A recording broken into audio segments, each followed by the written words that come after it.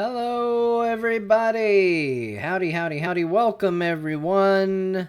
Good to see you. Good to have you back. Sorry for starting a little late today. We're here. We made it. Big welcome to Dallin S. Jet, Kinlan, Star Fury, Zeta, Rallisaur, DJ Davis 1420, Light Like 91, Math My Fanway. Good to see you all. Good to have you. Thanks for being here. Again, apologies for the delay. Yeah, I was playing Final Fantasy IX today, doing some of the grindier bits off stream that I said I was gonna do, and all of a sudden I got hit with a weird bug where I had extremely choppy and inconsistent frame rate, and I rebooted my computer and loaded my save, and I had the exact same problem. And so I had to spend some time trying to figure out how to fix that. So we messed around with it. I got it working, and we're all good now. So there was that. And then also, part of being a dad of a little human being, he does not want me to go do other stuff. I'm forbidden from not being around him in his eyes, which is both a wonderful thing and not a great thing. It's nice to have somebody that cares that much about you, depends on you that much, to where just the thought of, hey, I'm not going to be around you for a little bit, warrants scream crying at the top of your lungs. It's very touching. It's also hearing scream crying at the top of their lungs and preventing you from doing anything independent from them. So, he's a little unhappy at the moment. He's with his mom, though. He was bribed with Oreos. Turns out, as much as he loves me, he will drop me for Oreos. So there's always something. An anonymous cheer, thank you so much for the biddies. What a way to start the stream. Also, somehow babies know when you are not standing. Yeah, that's true. That's also very true. We're getting into, he's not 2 years old, but my wife tells me we are in the terrible twos. She dropped the bomb. I feel like this is stuff that is kept from people. It's only known by people in the know, but apparently the terrible twos starts before they are two and even continues after they're no longer two. What a shock. What a little trick that name is. So he's having some problems. He's doing pretty good, but he's fussy. He's pushing boundaries. He's testing limits. He's a handful. But here's where we are. This is where we're at. We're getting through it. We're managing it. But I am excited to be back playing Final Fantasy today. Like I said, I played a good chunk of it today. I took a very selfish break for myself when the baby was down for a nap and said, I'm playing some Final Fantasy. I'm not going to work. Playing Final Fantasy. And you know what? It was the right decision. Unless they fire me. Even then, I don't care. So it was good. I did Chocobo stuff mostly. I did a lot of stuff with Chocobos. Extremely fun stuff. Well, extremely grindy stuff. But sometimes that's the best stuff when you want to just turn off your brain for a little bit. Streaming is sort of work, right? It is. I consider this one of the 3 jobs that I work. I have the taking care of the kids, stay-at-home dad business. I do contract work, which I'm sure I can't say anything about. And I do this. And I do consider this work as well. It's fun. It's definitely the most fun of my jobs. But contract work sounds like murder. Not wrong. But I think you mean literally, like I go out and shoot people. I just mean I don't like it, and you can shoot me. But yeah.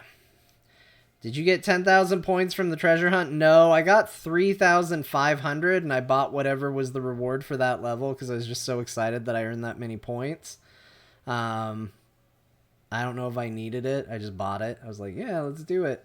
My chocobo's now pink. They say it's red, but it's very clearly a pink chocobo. And it can run up mountains and in water. And I think for the first thing we do in the stream, we're going to get it to where it can dive in the ocean. It's light red. It's salmon. It's salmon. My parents used to tell me that. My parents painted the front door to our house when I was a kid. They painted the front door to our house salmon. And of course, the bus went by our house and everybody was like, why is your front door pink, John? What is that about? As a kid, I told my parents, guys, look, I really want you to paint the door pink. I really want everybody at school to make fun of me for a pink door. If you guys, even though you're the adults and this is your house and you get say, I want you to listen to my say and paint the door pink.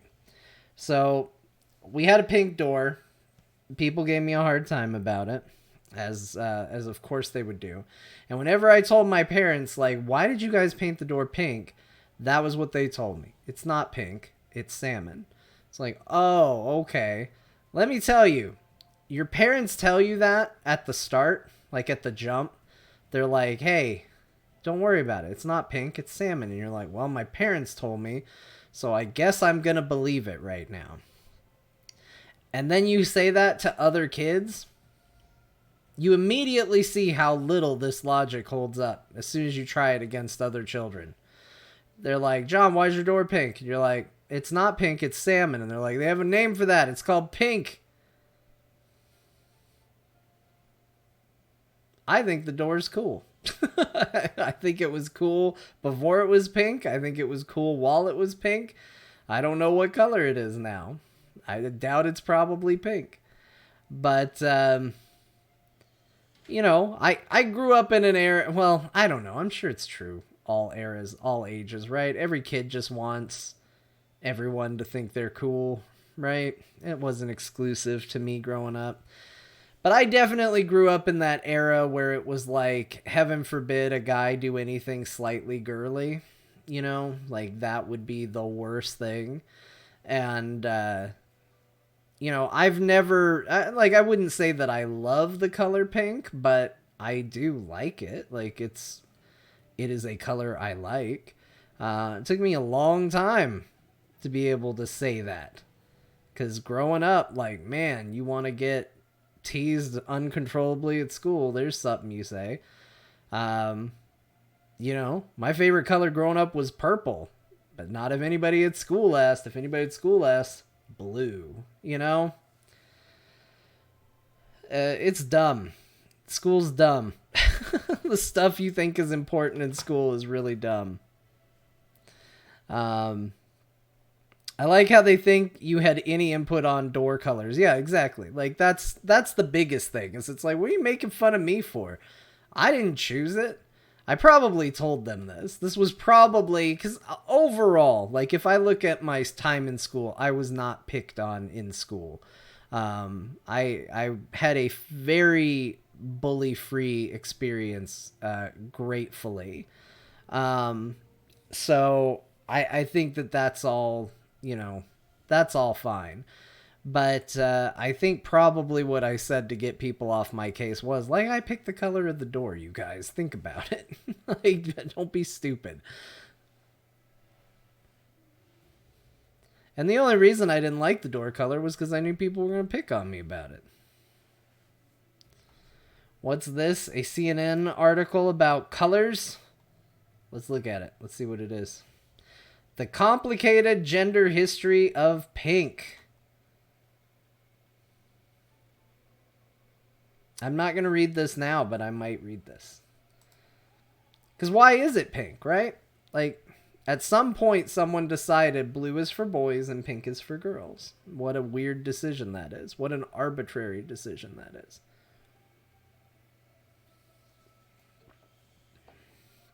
I've known plenty of boys and men that like the color pink just fine. And I've known plenty of girls and women who do not like the color pink at all. You know, like, does not matter. It is all artifice. Now, that said, I don't think that there is anything wrong with ascribing a color, you know, for... My issue... This is going to open a can of worms, I'm sure. But, like, my issue with, like, gender reveal parties, right, is the stupid shit they do. It's not that they use the colors blue and pink. You know, I think that it's become too much pageantry. I think wanting to tell your friends and family in a creative way is fine. But, yeah, I live too close to places where people have started forest fires so that they could tell everybody what a doctor told them about their upcoming baby. And that shit pisses me off. You know, it's one of those things where I, in general, feel like people should be pretty much free to do what they want until it impacts other people, and that's when the restrictions need to start coming in. And when you're starting forest fires, I think your freedoms need to be reduced a little bit so that you don't do something stupid and burn down the world just so you could tell everybody, hey, surprise, this is what a doctor told me. Yeah, too many people do stupid shit with it. Because it turned into this big, weird game of one-upsmanship. Like, ridiculous. Absolutely ridiculous. And you know what? Like, this isn't even the most important thing. Like, obviously, at its core, like, this doesn't need any explanation. But let's just pretend for a moment that you're like, man, I want to do something crazy for a gender reveal party. Like, don't you think it's gonna turn a permanent, like, dark cloud over your child if you have something awful coincide with that? Like, if you threw a gender reveal party and you started a forest fire, we'll stick with that. I see chat talking about times where people have died and stuff like that. I don't want to go too dark, although forest fires are pretty freaking dark. But, like, you're gonna think about that all the time. How amusing to assume these people think that's true. I'm thinking it for myself, where it's like, I want every moment that I look at my kid to be as much of a celebration as it can be, unless he's doing something stupid. And then if he's doing something stupid, then, you know, we got to help guide him and get him on track. But I don't want to sit there and go, there's the kid I burned down the forest for, you know? Like, ugh. What a mess. What a stupid thing. John, playing Mass Effect 1 for the first time, never played the series. Who am I supposed to sleep with? I mean, romance as female shepherd. I mean, for me, it was Liara. I'll tell you from I think do what's in your heart. You know, I will say this as you go through the trilogy, there are many partner options.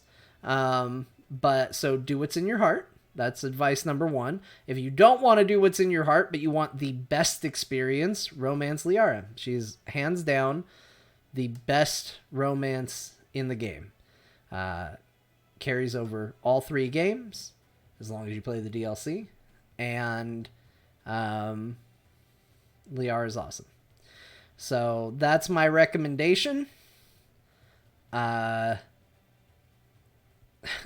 I should do Rex. I mean, you can try. It's not going to work out. He isn't interested, but you can certainly try. Also, how is it the Hajj? I don't know why it gets so weird when people put like NY or WY in their name. I always think they're abbreviating their state. It's the Hajni, right? Is that how we say it? It's not the Hajj New York, which is what I almost said, like a big dummy. Is it? Unless that's right, and then wow, I somehow got it right. Anyway, thank you so much for the sub. I really appreciate it. Use this opportunity to tell me how to pronounce your name, and I'm sure I will forget it by the time we get there. I don't know where the hell the Hajj New York came from, but it popped into my head and I almost said it, and it was stupid then and it's stupid now. Okay. I romanced Liara in the first one, Tally in 2 and 3. Okay. Sector 7, I played as Femshep, the canonical correct shepherd to play as. So Tally was sadly not an option. She would have been a potential for sure. If it was a potential romance there, I would have done it. In fact, one of my playthroughs in Mass Effect 1, the dialogue gets so close in Mass Effect 1 where I was genuinely convinced that Tally was romanceable as Femshep. I was like, clearly, that's what they're talking about. Like, the chemistry is there. The euphemisms are there. This is going to happen. And then it just ended. And there was just no more dialogue options. And I was like, what's going on? What's going on? And my voice went high like that. What's going on? It didn't make any sense to me. It still seems weird, but I guess we have found out after the fact that the writers and developers of Mass Effect were heavily scrutinized and restricted on relationships, especially when it came to same genders. That actually it was a big issue on Mass Effect 1, and everybody assumed that it was cleared up for Mass Effect 2 and 3, but apparently it was a big struggle and fight even going into those games. So a lot of that stuff is more restricted, and some of it doesn't even make very much sense. In fact, some of it in, I believe, 2 and 3, I think that there are even like options on the disc, like audio options that exist that were recorded but clearly not put into the game, because I know modders have re-put some of those romance options into the game. It's just crazy. It's so weird to think about that it doesn't feel like that long ago, but apparently that was still a big taboo. We're not going to do it. Tally romance has the sweetest moment in the game, in my opinion. Maybe. I don't know. I will never play as a male shepherd. I did once, actually. I think I did it. Did I? No, I never did. I take it back. What I was thinking of was I romanced Thane once for an achievement. Because I had a 100% on Mass Effect 1, and I had gotten almost every achievement in Mass Effect 2, but because Liara was not initially romanceable, and I still don't know if the Shadow Broker stuff counts towards the achievement or not, but because she was not initially romanceable in Mass Effect 2, I couldn't get the Paramour achievement because I stayed true to her. I didn't romance anybody in Mass Effect 2. I wasn't a dirty, rotten cheater. I stayed loyal. I did. But then I was like, I need an achievement. So I started a new save and I romanced Thane on my second save. As an I'm sorry for the first time I played through the suicide mission having Thane get killed. I probably shouldn't be doing spoilers if you're just starting Mass Effect 1. It doesn't matter. I'm just saying names and suicide mission. It's not a secret. Anybody can die in Mass Effect 2.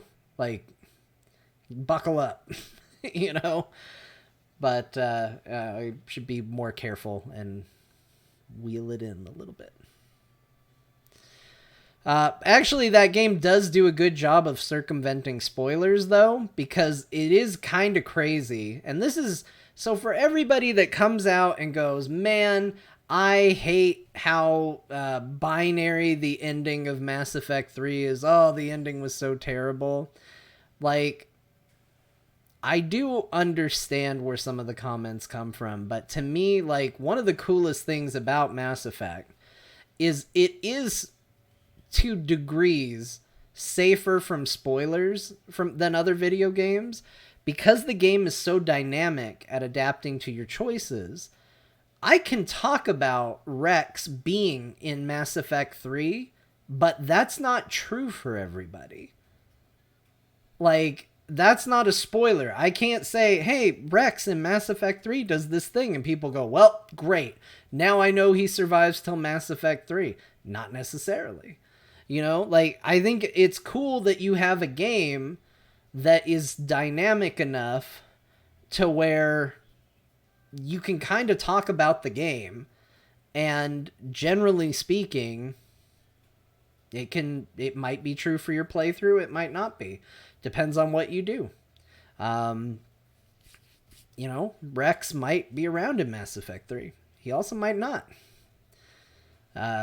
So I just think that stuff is kind of cool about that game and kind of unique, and shows how impactful those choices were. Because that's the thing everybody says about the ending of 3, right? Is like, oh, none of my choices mattered. Except it did. And it's so weird that people get hung up on that for Mass Effect, but then they're totally happy with other games that give the illusion of choice in a much more broad way. And they're like, oh, no, that was good.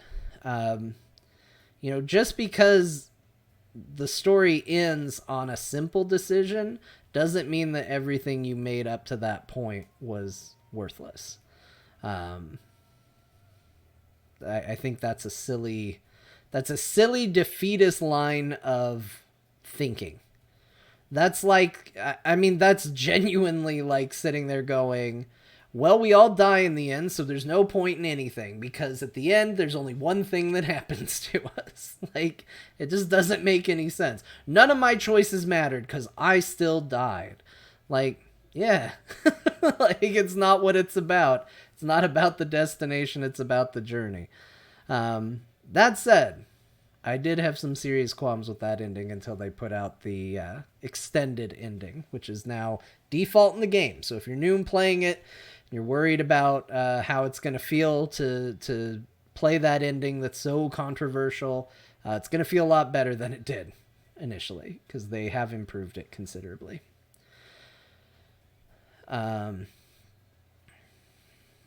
I get it. Jennifer Hale's voice acting is amazing. Fun fact, in Star Wars The Old Republic, if you play a female commando on the Republic side, it's Jennifer Hale, and everyone called you Commander. I did, and that's exactly why I played a female commando on the Republic side. The only problem I had with that, like, I actually thought that story seemed kind of cool. I don't know if it stays cool, because, like, when people talk about Old Republic stories, I feel like there's a couple standouts that always get talked about. Sith Inquisitor, or wait, no, not Inquisitor. Is it? The Spy. Now I can't think of the name.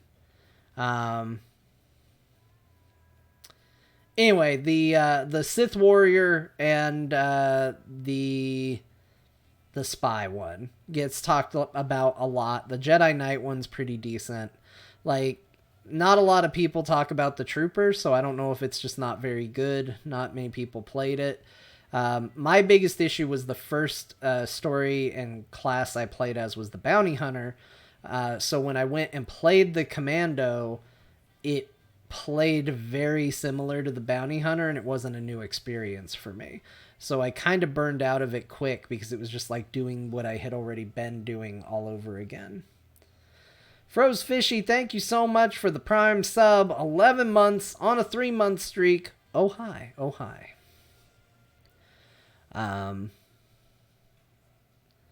Yeah, the Sith Warrior storyline, pretty dang good. I had a good time with that. And I played it very, like, choice agnostic. Like, I didn't lock myself into dark side or light side, and I had so much fun with it that way.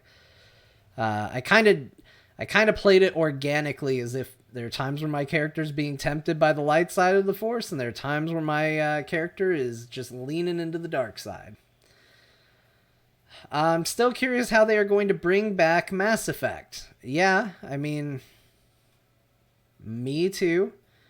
I will say so far, we'll talk once again, we will talk around spoilers here, because, you know, we obviously right now have someone who's just starting in the chat.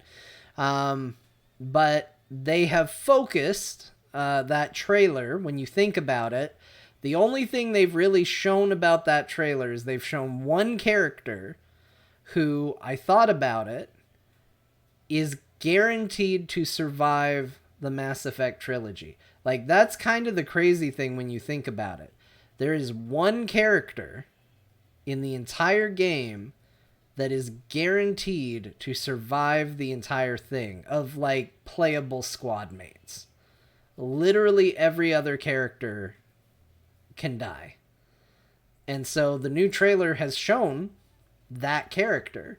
Probably the safest. No matter what your playthrough was, that character was still alive. So, it's kind of interesting. I read that the timeline matches up more or less with Andromeda, so 400 years after the trilogy. Yeah, I think they should ignore Andromeda as much as humanly possible. I am not one of those people that is forgiving of Andromeda just because they got their bugs in order. I think Andromeda plays very well. I think from a gameplay perspective, it was a very fun game to play at times. But man, do I hate almost everything else about Andromeda. I genuinely, that was a slog to get through, and I beat it. Like, I don't think I 100%ed it, but I was close. I think I completed every side quest. I think I completed the main quest, all the gathering BS that you had to do. I played the hell out of Andromeda. Again, on the back of, I like Mass Effect, and the gameplay was really, really good. But good lord, that story is awful. The characters are bad iterations of what was in the original trilogy. Like, with not that much of a twist. It's like, here's the Turian. They're going to be like your best buddy, but this time they're a girl.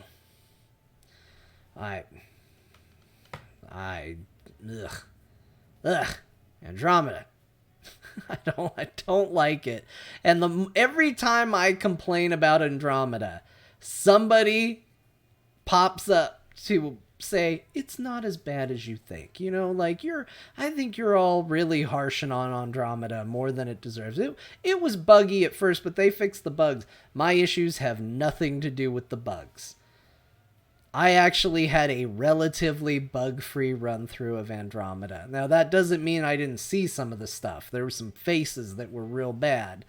There were some looks that were real silly, some textures that didn't pop in. But generally speaking, I had a fairly bug-free experience through it. My issues are 100% with the story, with the characters, with the world. I mean, you literally keep selling this notion of, we're going someplace beyond all the races of the galaxy. Like, we could find anything there. There could be anything. Like, it's an entire new universe to explore. Let's be explorers. It's going to be incredible. And then there were 2 races that were new. All the weapons were roughly the same. And the weirdest thing that the world's got was floating rocks. Ugh.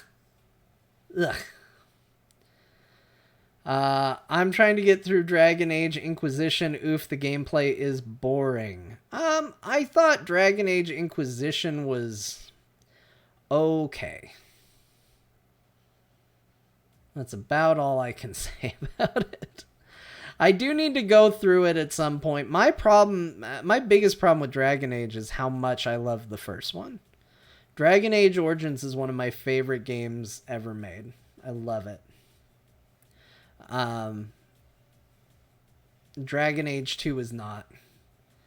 And Inquisition is not as bad as 2. But my goodness, do I love Origins. And they just threw it away. They made a masterpiece and then they just threw it in the garbage. They were like, we're done. We're going to turn it into Mass Effect now. Ugh.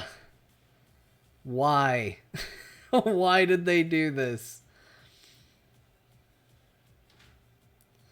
I had an okay time with Dragon Age Inquisition. I'm not trying to say that it's the worst game I ever played or anything like that. I like it more than Mass Effect Andromeda, we'll say that.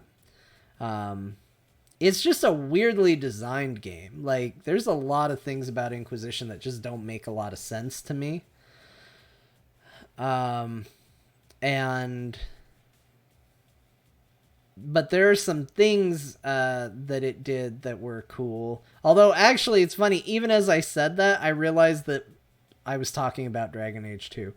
Let me say one nice thing about Dragon Age 2, because nobody ever says anything nice about Dragon Age 2. People are all over the world on Dragon Age Inquisition. People mostly like Dragon Age Origins, from what I've heard.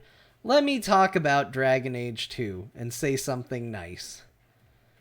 I think that the setting the story in one city and doing kind of time jumps between chapters and getting to see the characters and the same city evolve over time, and storylines from one quest in one time period to that quest line threads picking up later, was really awesome. It was a really cool idea, and I wish the rest of the game around it was just as good. I really do. I thought the whole, because there was a serial killer story, and it just seemed like your typical run-of-the-mill, fantasy, there's a killer on the loose kind of story. And then for that story to wind up by, I can't remember if it's in, the second act or the third, but, for it to end up, coming back on the main hero and his world, his or her world, in a really personal way, that was crazy cool. So I think Dragon Age 2 did some very interesting things with narrative, but the gameplay, the world, the art, the character design, all of that was bad. But from a lore perspective, I think there was a lot of really good things in Dragon Age 2. So there, look at that. I said something nice about Dragon Age 2. Just like I said about Andromeda. The gameplay was really good in Andromeda. If you're out there, you're responsible for the gameplay of Mass Effect Andromeda. Don't ever feel bad about what you accomplished, because that game played really good. Felt like a real good game. And I could tell love was put into it. I just wish I could say it about the rest of the game. Anyway, yeah, Bioware. Man, remember when they used to slap that name in front of, every video game to really tell you, this is going to be a big deal? And now we don't hear from them at all? It's just kind of silent all the time. It's really sad. I'm laughing about it, but it's sad. It used to be a mark of quality. Yeah, thanks EA. Thanks EA. Look, Blizzard, if Blizzard has taught me anything, it doesn't take EA to do this to a video game company. But they certainly didn't help. Although I will say this, EA notorious for ruining games with its you have to have a multiplayer component for a while. I thought the Mass Effect multiplayer was genuinely very good. That's the craziest thing to me. They shoehorned that in and was you're going to have this now. And I didn't like it. I didn't like that it was there. But the multiplayer mode was actually fun. I enjoyed it. I thought the loot boxes, I know loot boxes are very unpopular right now. At the time, they weren't. And at the time, I was man, this is great. I unlocked a Turian. Because that was the thing, is I wasn't that serious about it. So I didn't get into really trying to figure out the meta of everything and what I could unlock. So everything was just like a fun surprise. I feel like I experienced Mass Effect multiplayer the way that developers think people will play their video games, even though most people won't actually play their games that way. I feel like that's what I did with Mass Effect multiplayer. I didn't go online. I didn't look a bunch of stuff up. I just went in and was like, oh, wow, what is this? Oh, we're playing together. Oh, it's a co-op experience. Oh, I got a box. There's loot in it. Crazy. Oh, look what I got. And just being genuinely impressed and surprised by everything, like an innocent child brought into the world for the first time. That's what I did. But that's not how that's not how most people play the game.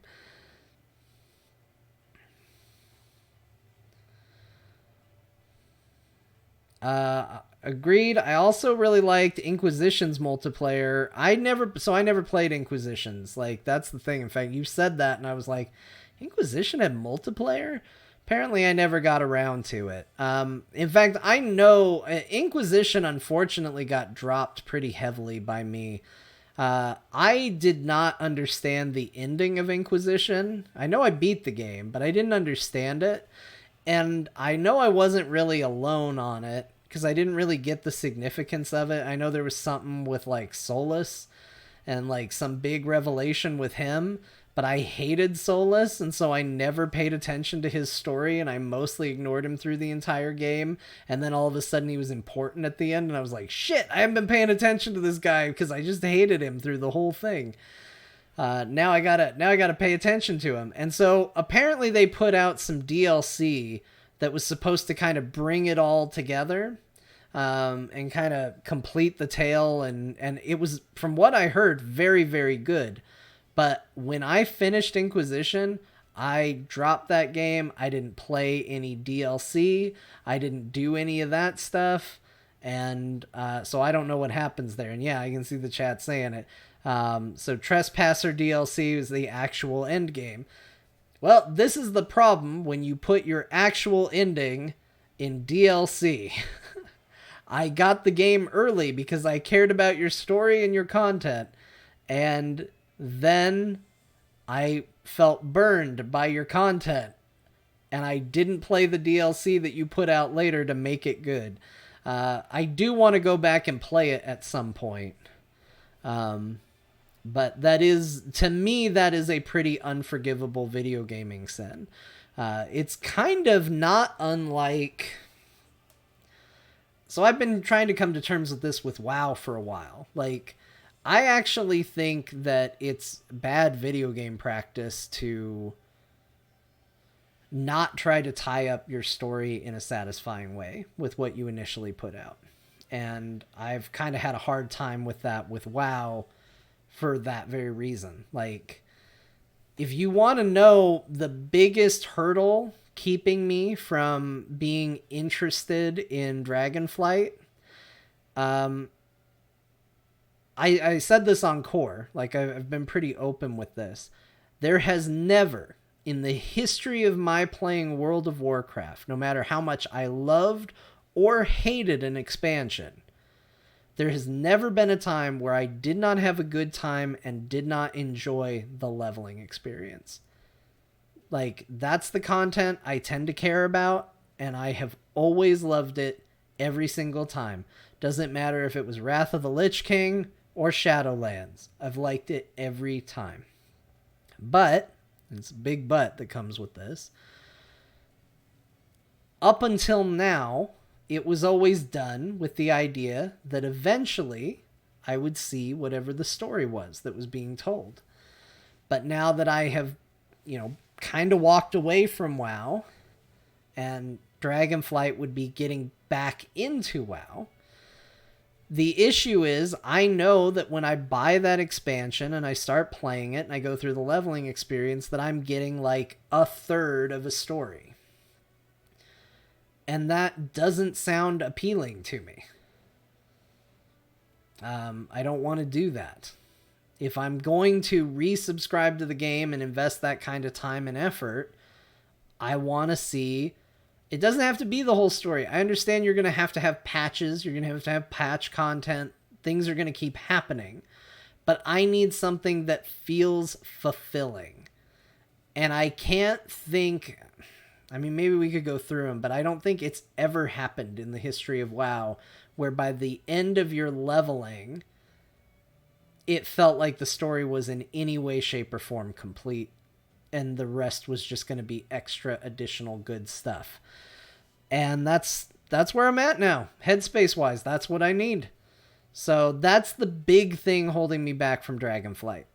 If they came out and they said, yeah, the pacing of our story's been awful, which it has, making people wait 2 years to see a story that is basically kind of shallow, has not been to the game's benefit. That is incredibly bad pacing for a narrative. Like, doesn't matter if your narrative's good or bad, dragging it out over 2 years is never a good idea. Unless it is like meant to be, unless you've given people some closure here and there. Sack Maniac, thank you so much for the sub. 8 months and on a 2-month streak. Really appreciate it. Waiting for WoW to go free to play and they only charge for cosmetics. Well, they're halfway there because they'll already charge you for cosmetics. So we need to just wait for them to go free to play. Been playing the Wrath of the Lich King pre-patch, but finding it frustrating, not the game itself. Chat channels 60 to 70% of the time are filled with politics and real-world stuff. Yeah, that tends to be a reminder as soon as I log into WoW to turn off chat rooms. Like, leave general, leave trade. Don't want to see it, not interested. Y'all can go chat with yourselves.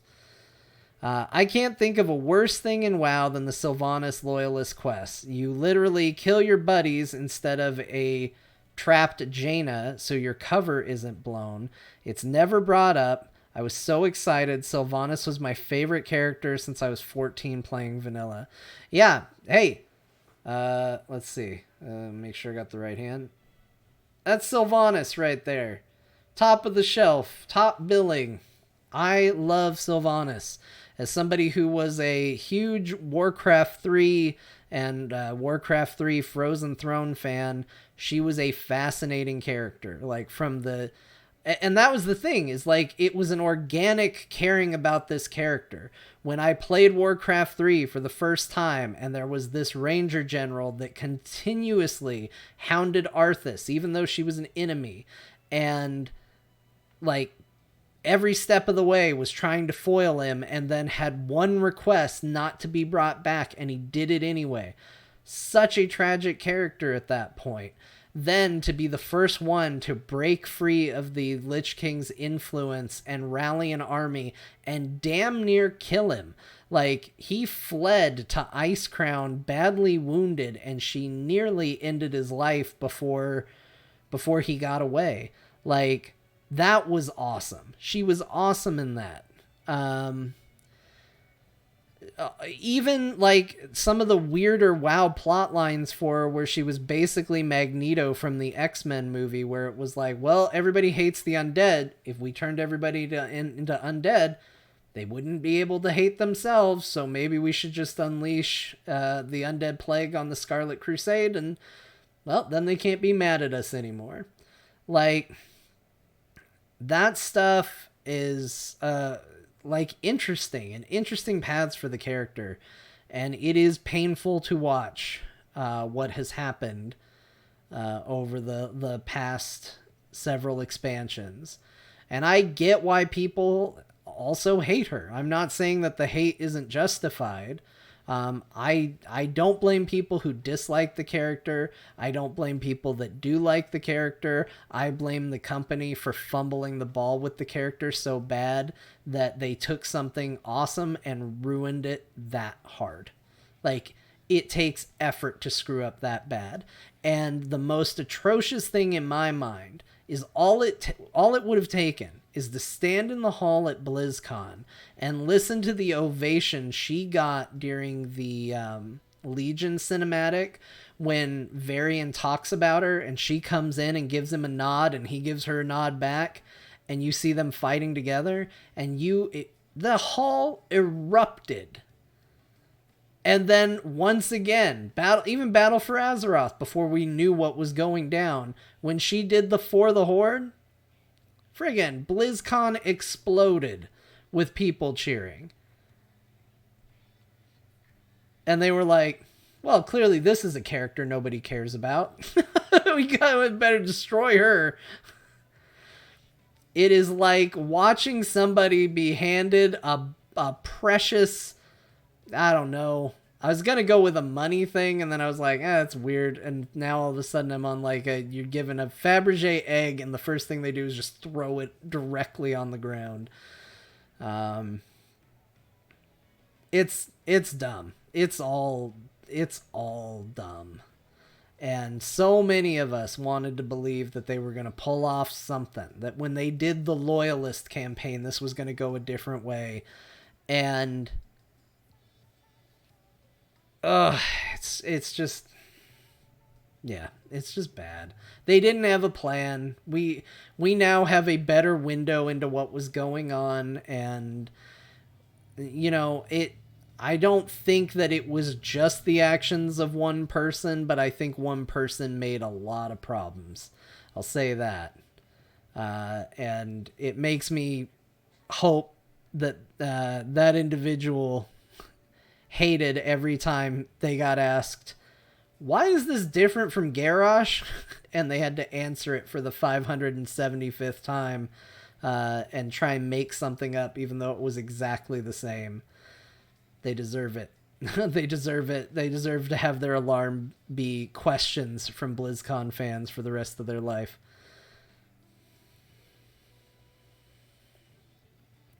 I don't remember what his position was at the time, but the rumors are, and I guess I will still say, they are rumors, though they have been very credibly substantiated, that Alex Afrasiabi was basically like, here's what's happening, and nobody really knew what the plan was, but he just kind of threw it out there and was like, this is what we're doing. So, who knows? But doesn't matter. Damage done. And the other problem is like, in an effort to, because the damage was done on one side, you can't even offer an apology to the people that are now upset, because you have to offer another apology to the people who are upset about the new status quo. You don't want to upset the people that are like, she should be punished because the way the story has been told, she should be.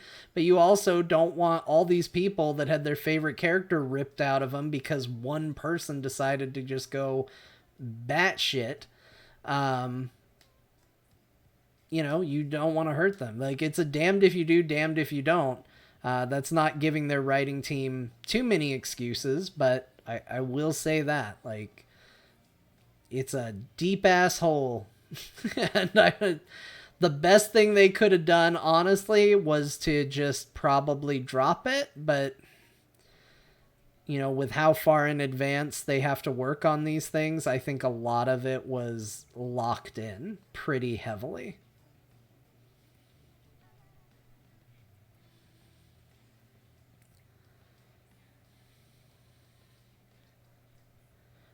Super Saiyan Kerrigan saves the world probably should have prepared us for Sylvanas. Yeah, I didn't love that. I didn't hate it, but it wasn't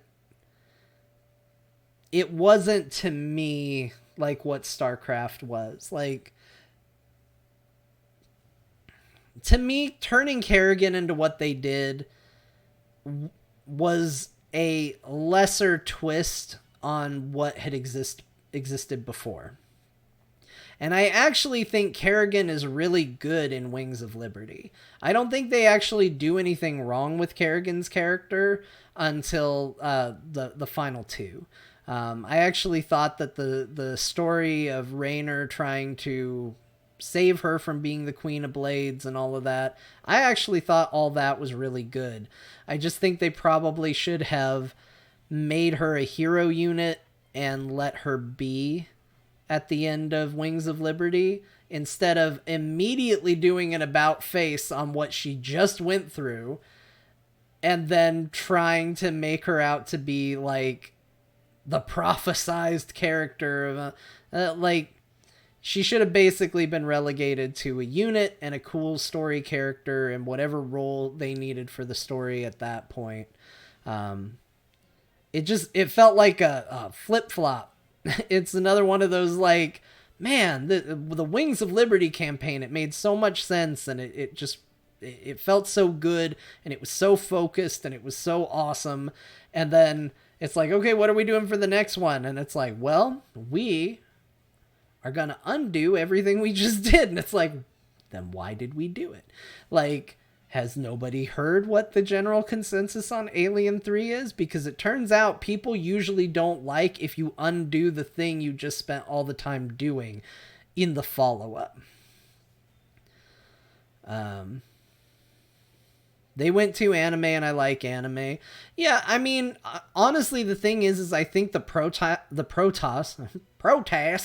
Oh man, I'm turning into an old person talking about video games.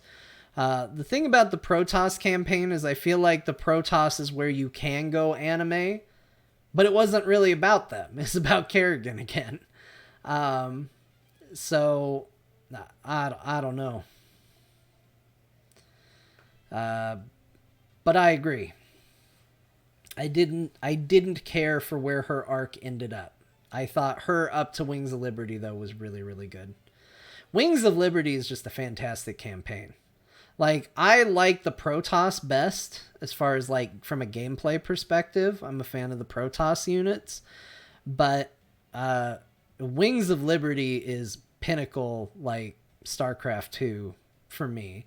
I fell off of it with Heart of the Swarm, and I made it further, but I eventually fell off of the Protoss campaign as well.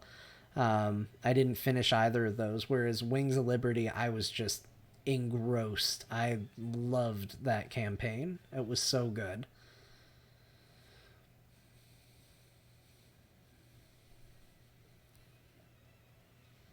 And I don't know if it's just a case of everything played really, really well, or if it was a case of maybe those units just make more sense, like they're your baseline units. I don't know why that one worked so much better for me. I mean, I know I struggle with like the Zerg as like units. I have a hard time making sense of their tech tree. There's something about the way the Zerg units work that just kind of breaks my brain, and I don't do well playing as them. So maybe that's why I didn't like it, but I definitely didn't like the story as much. At the time, I really liked Kerrigan as a character. I still do. I don't dislike her. I just don't think her story is the most interesting. So I don't know. It's weird. I don't know why I fell off. Considering where I was at Wings of Liberty, I don't know why I cared so little about what came after, I guess. But anyway, we should probably get to the game. Been talking for a good long while. It's good to have you all here, getting fired up about video games, which is always fun. It's going to be an interesting core. There's actually been video game news. Positive video game news. Like, we get to just talk about GoldenEye coming out on Game Pass.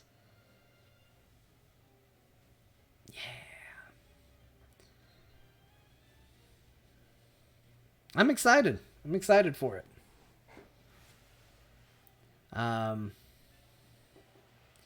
And relic weapons? What relic weapons? I didn't hear anything about relic weapons. What relic weapons? What are we talking about?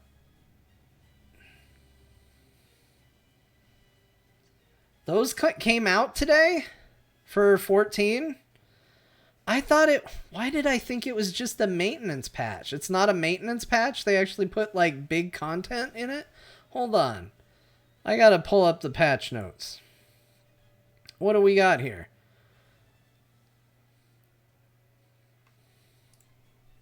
Hold on. We have an emergency. What came out? Was it today, right?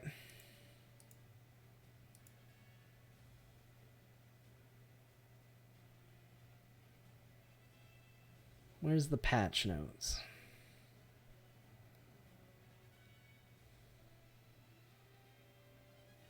Why can't I find patch notes for this patch? Okay, we'll just read full patch notes on the lodestone. Let's take a look at it, everybody. Come along with me while I selfishly look up details about Final Fantasy XIV. All right. Housing. Okay. Battle system. We have changes for Paladin, Warrior. Abyssos, the 8th Circle Savage, got nerfed. Oh no, this was just a small one. I don't think they added anything. Yeah. 6.25 is when Manderville Weapon Quests, Criterion Dungeons, Variant Dungeons, and the Omicron Tribal Quests are scheduled. So this was just a small one.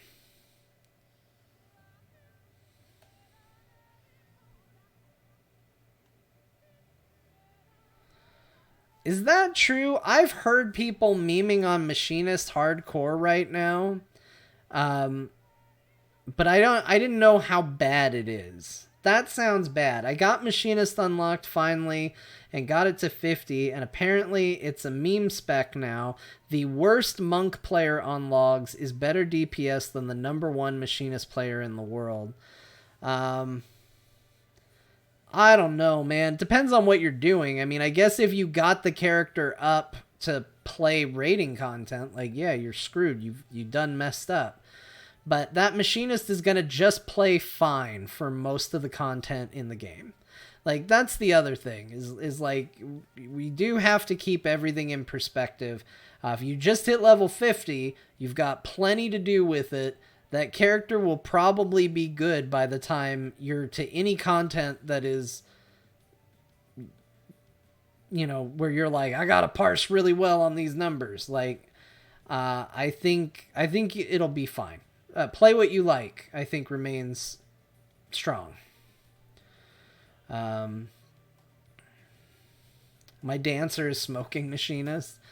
That scares me. Worried they're gonna nerf Dancer. Don't nerf Dancer.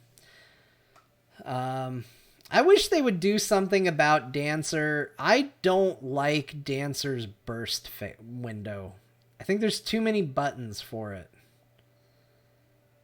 It has it looks cool, but when you activate all your cooldowns and you are just rapidly pressing buttons nonstop for that little window, it feels a little too busy.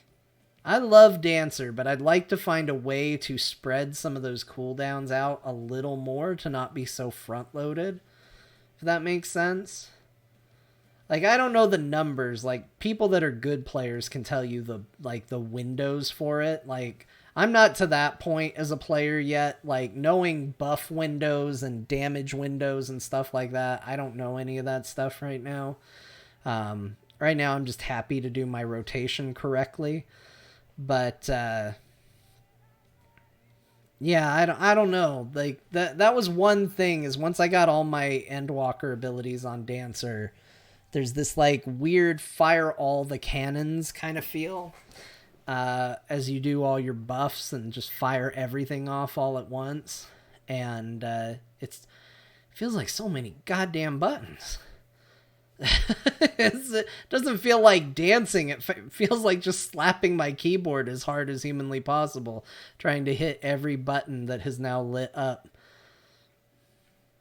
Looks really cool, though. So I'll say that. It does look very good. All right.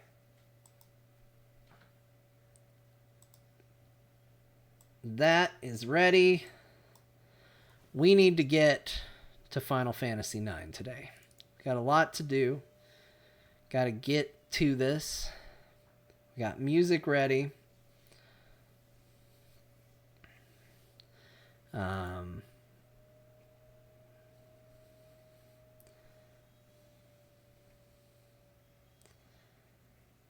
okay.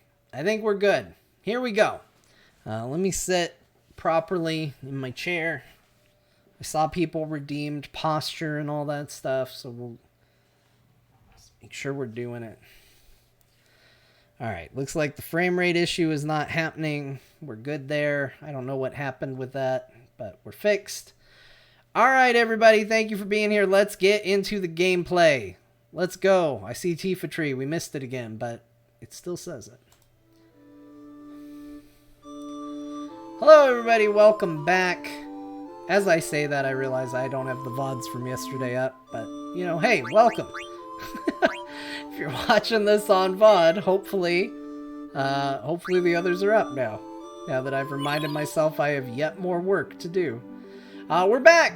As you can tell from my salmon-colored chocobo here. That was a joke for people who watched the entire stream.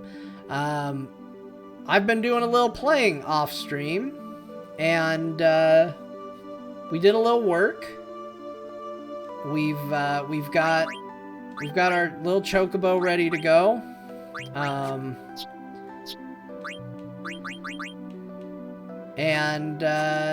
Yeah, we're gonna... I just wanted to check. I thought I had a new weapon for these characters, but apparently I don't. So I got this new chocobo. He's really good. That's a flamingo. Well, he's a good damn flamingo. So we're all gonna be very proud of him. Okay. He can run up mountains. He's pink. He's a very good chocobo.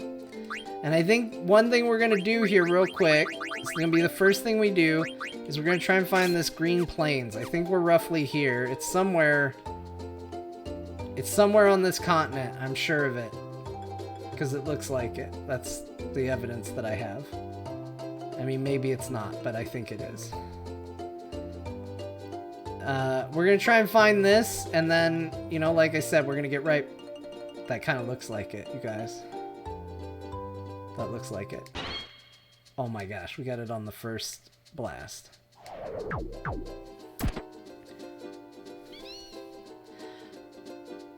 I'm not gonna lie, I saved this one. I did know that this was a dream one. I felt like you all needed to see the Chocobo world. So I waited to do this for the start of the stream.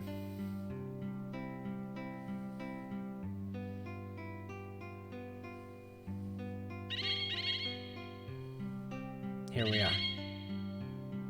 Yeah, Elden Ring PTSD.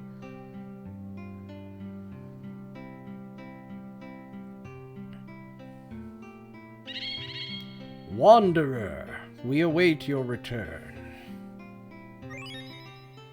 Look at that! You now have the ability to cross oceans. You are getting close to your homeland.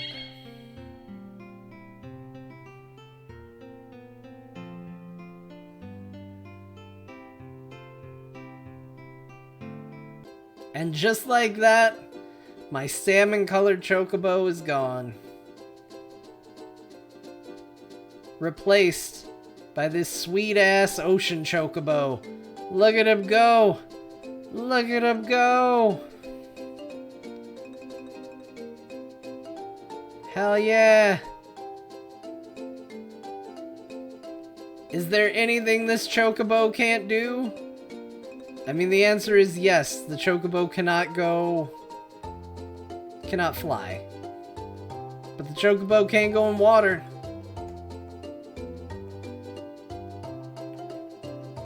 Now I did see, so, I have been looking up guides for the chocobo stuff, because, I'm bad at finding things on a map.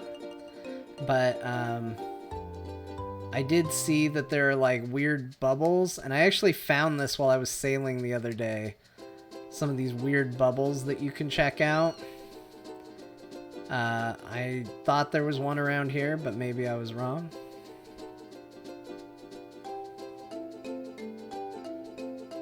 But, oh yeah, it was kind of near here. Maybe it disappeared.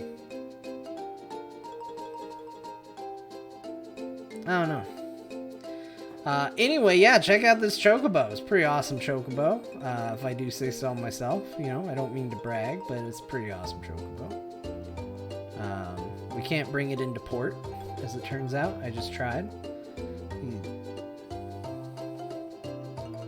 Yes, the chocobo will eventually be able to fly. We will get there.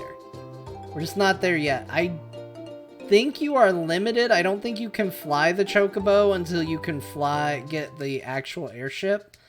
I don't think they let you circumvent flight that way. But I could be wrong. We are going to take our boat to our next spot, though. Even though we could ride our new chocobo friend over there. We're going to go ahead and take the boat, because that's what the game told us to do. But I thought I'd show a little chocobo stuff. The chocobo has been a light blue, a salmon color, and now this darker blue.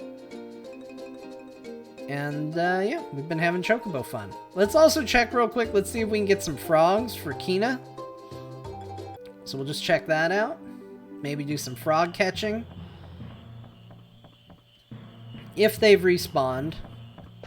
I do like to catch frogs.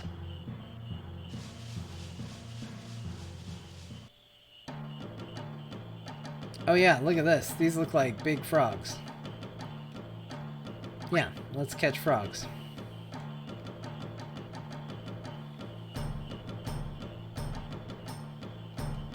Got it.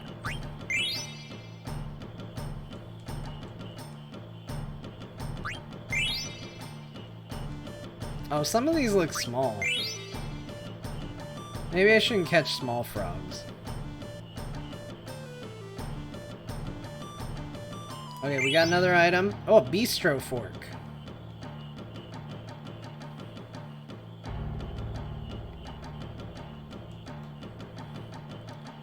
Oh no, we let go of baby frog.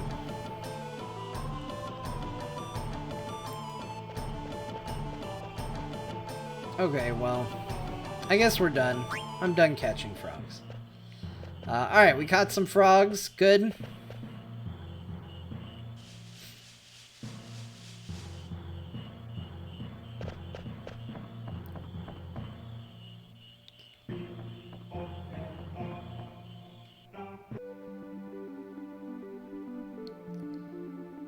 Alright, and we are ready to continue on our journey.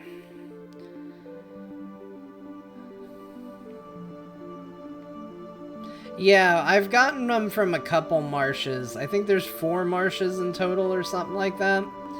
I've gotten a few. I haven't really prioritized it in a big way, but...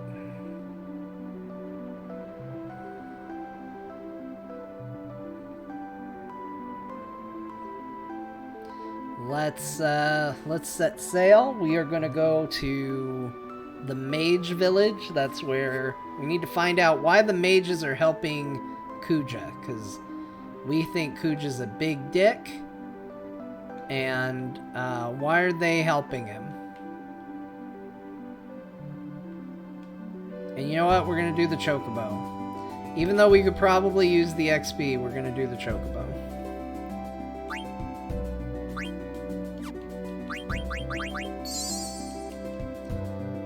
You know, because we got this Chocobo, and I feel like we need to use it. Also, because then I can go over those mountains right there. Okay, Black Mage Village. Here we go. I should have saved. Looks like nobody's here. Where did they go? I'm gonna go look around.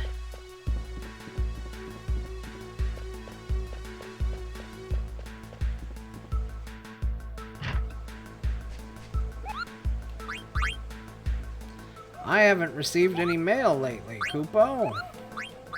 Alright, we'll save here.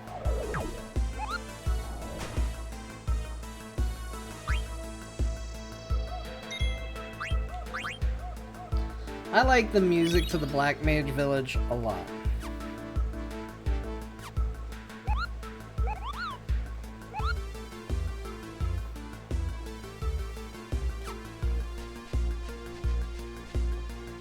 It's locked, okay.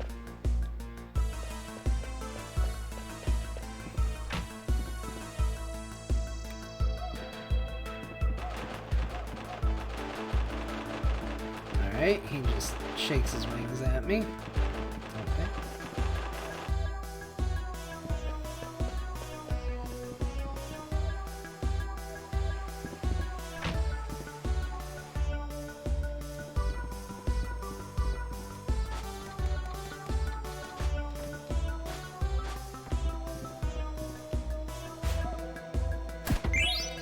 Oh! There's a treasure chest on the ceiling. I didn't even see it. I was just looking for exclamation points. You got a black belt for doing that, though, for doing sweet ninja moves.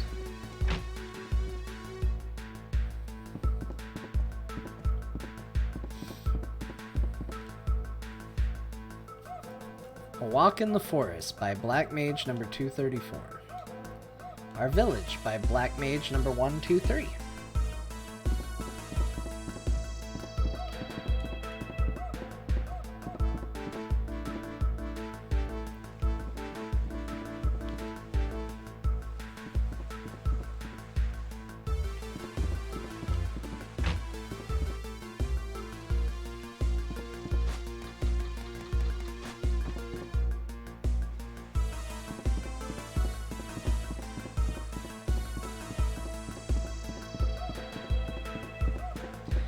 I love Final Fantasy music, 8, but 9 has some of the best from the PS1 era, in my opinion. I agree. I think 9, hands down, has the best music of PS1. I know there's a lot of people that are going to say 7, probably, but I think on a, like, listen to the soundtrack itself, not remixes of it, I think 9 has it hands down.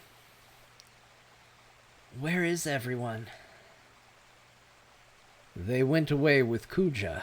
2 other guys stayed behind. They're probably at the Chocobo Shack. Why? Why did they go with him? They learned about our lifespan. We can live only for a given amount of time. Kuja said he knew how to extend our lifespans, so everyone followed him. He's lying. I bet he's lying. Look what he's done to us. He's been using us, treating us like puppets. Maybe we are just puppets, created to serve humans. Come on, that's nonsense. Where did they go? I can't tell you that. I can't betray them. Then why didn't you go with them? You said the 2 other guys are in the Chocobo Shack, right? Vivi. Hey, you better talk. Man, he didn't talk.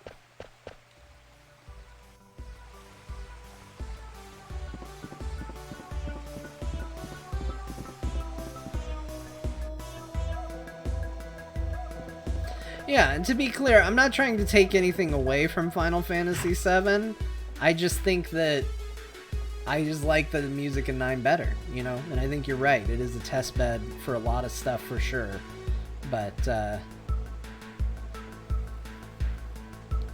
yeah, I think a lot of the mastery of what they tested in 7 and 8 shows here. Hello? Is anyone there? Vivi. Please, open the door. What? It's born! Oh. Wait.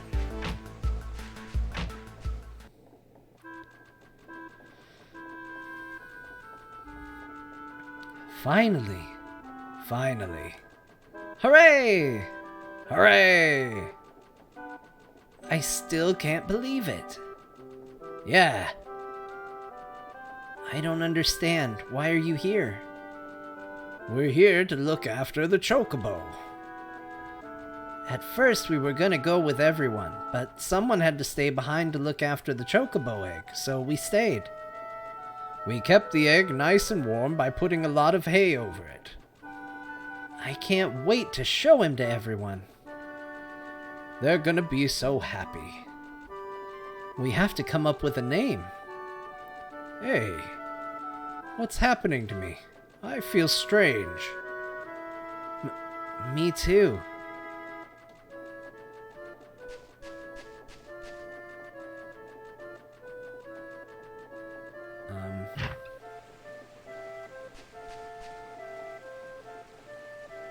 You stayed behind because you were worried about the chocobo egg.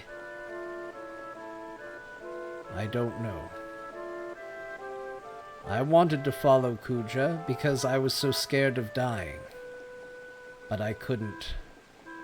I felt like I was leaving something important behind.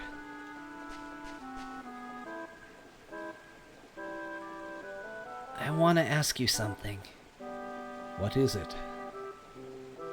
Am I gonna stop pretty soon too? I don't know.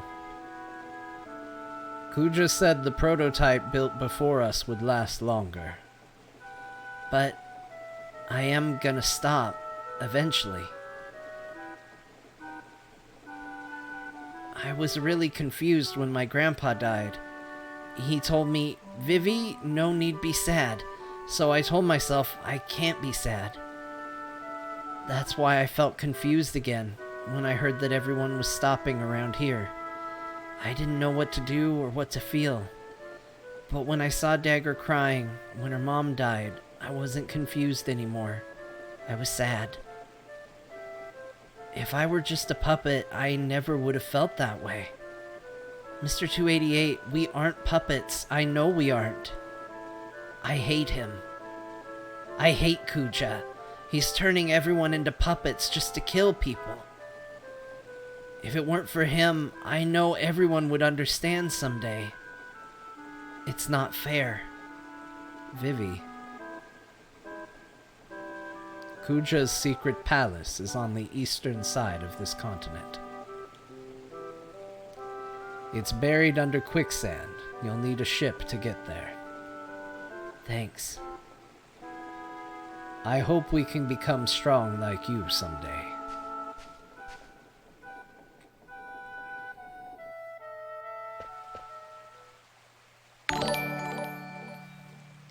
Greg for Walkman, Hello thank there. you so much for the resub. Hello there indeed. Vivi has so much on his mind. Unlike me, he's fighting so hard. I thought I would change after I met Zidane.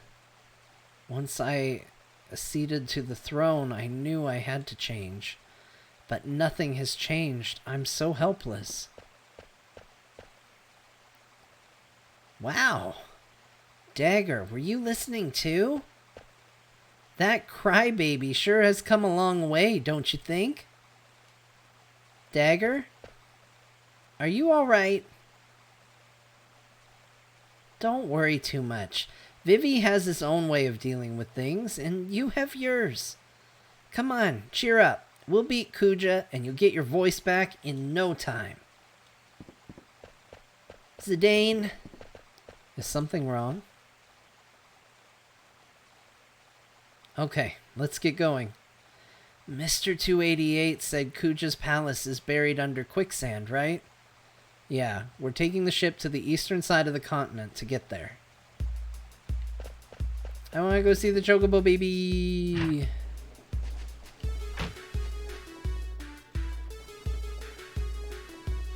He's so cute. Look at him. I want to talk to him, not you guys. Ah, I can't talk to him. You guys are in the way. He is cute, though.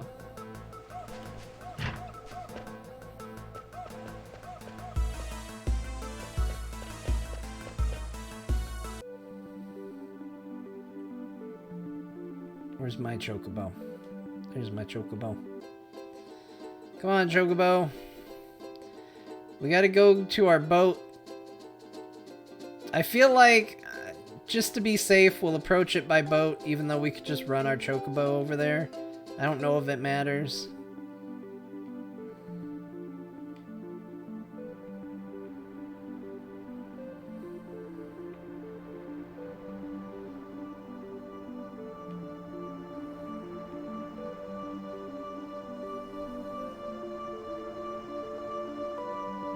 Well, this certainly looks like a big place where we could drop a boat. Yeah, there we go.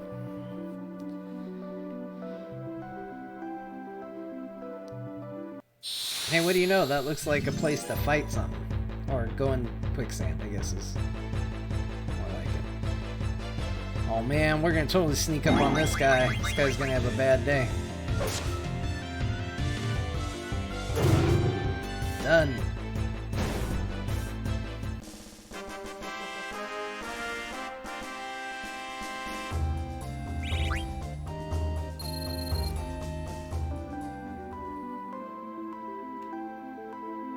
Oh man, there's multiple places though. Oh boy, look at this guy.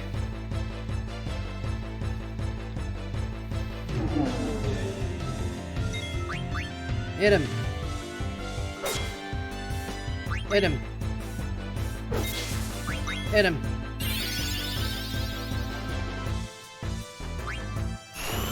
I don't know, try and eat him.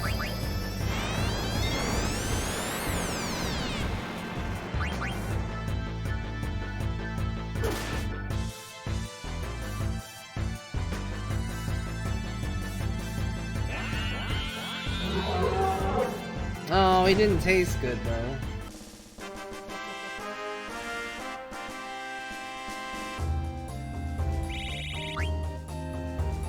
That was a big old sandworm.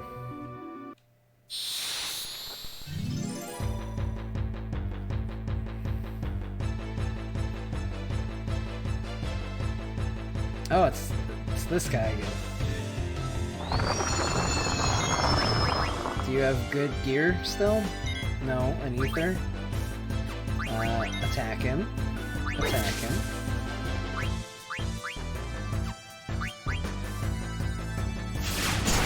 Oh, counter horn. I don't know. Use white wind. Let's heal everybody.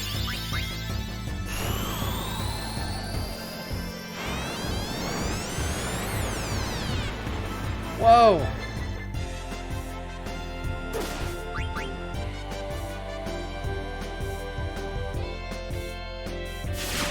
Oh, that's not good. I forgot about the counter thing. I probably should have planned ahead on that.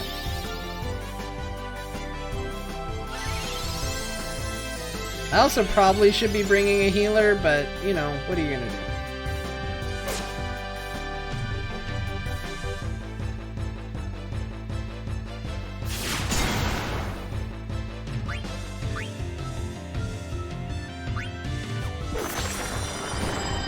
Alright, we got him. It was incredibly rough, but we got him. Easy. Easy.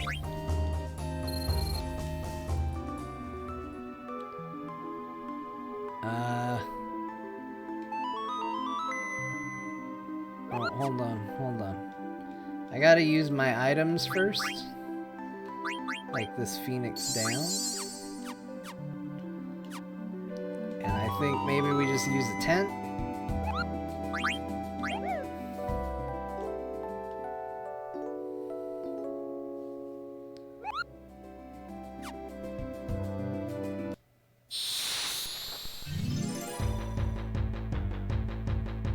Should I have tried a different hole?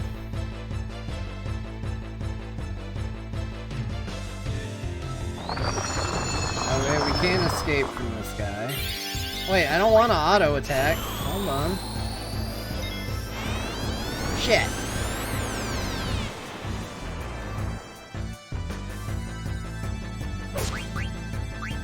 Okay, well Zidane's gonna get killed. Probably. So use that on Zidane. Oh wait, no, it's not Zidane that's gonna get killed. No, everybody's fine. Everybody's fine. You don't need to use that. It's fine. We're all good. Hold on. Dragon, Reese's Wind. We'll combine Reese's Wind and White Wind. Let's see how far Thievery has come. Let's see if Thievery is now awesome.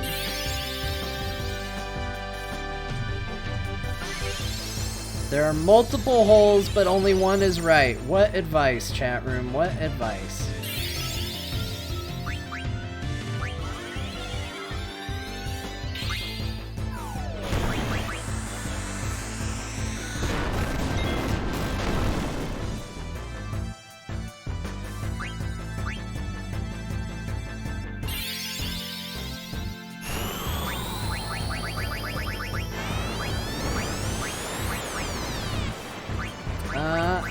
just hit him with 1,000 needles. Do 1,000 damage guaranteed. That's what I say.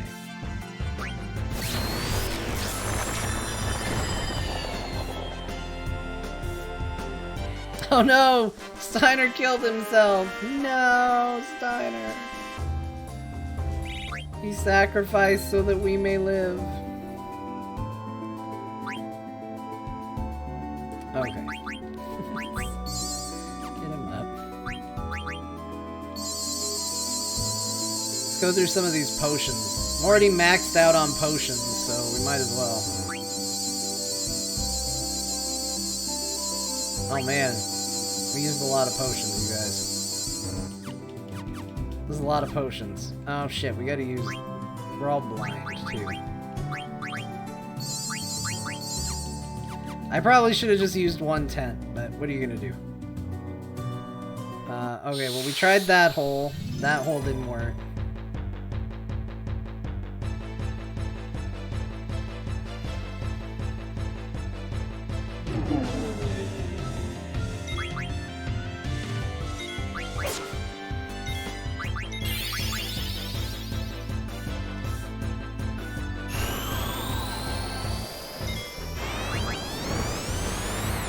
Guys, I get really tired of having sand blasted at me, you know?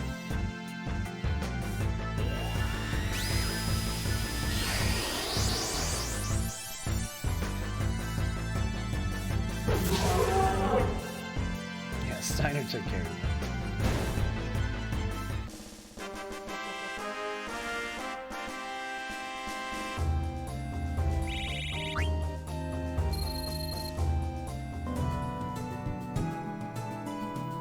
Alright, let's try this hole.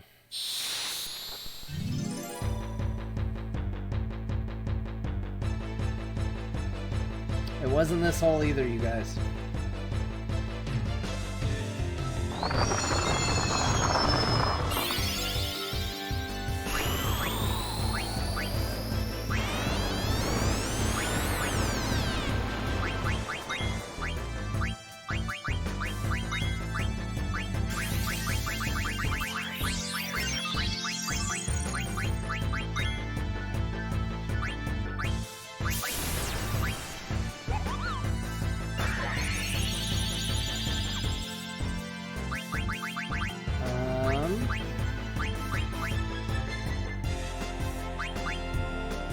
Can we do charge? How does this work? Well, I guess it's not gonna work if everybody's out of danger. Yeah, I think I healed up too much for that to work properly.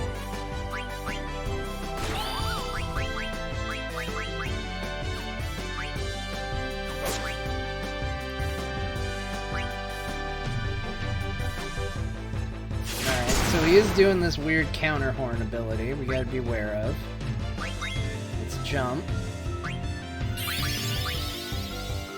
I wonder if level 5 death will work. Just as a curiosity.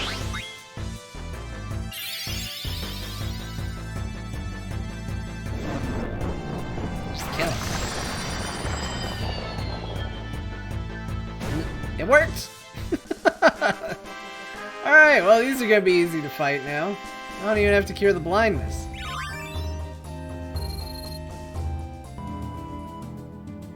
Okay guys, I found the wrong hole again. Alright, I found the right hole.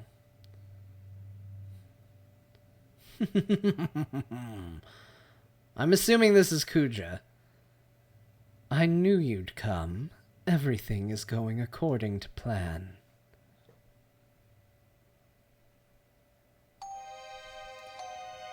Zidane, wake up.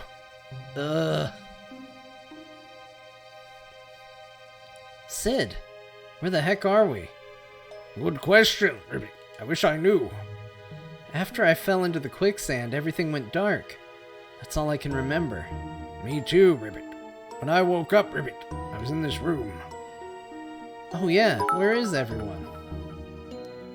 Anonymous Cheer, thank you so much for the 100 bits. Thanks for hanging out with us tonight. I don't know, Ribbit. I hope they're all right. So, you're finally awake. That voice, It's Kuja. I'm so happy to see you again. You rat bastard, where are my friends? My, aren't we feisty today? No need to worry about them. They're in rooms not unlike yours. Oh yes, by the way, I should probably enlighten you as to your current situation. Yikes! I'm sure that even your feeble mind can grasp what would happen if you were to take that plunge. Kuja, you're dead. Oh dear, was it something I said? Either way, now that you're aware of your predicament, I'd like you to do a tiny little favor for me.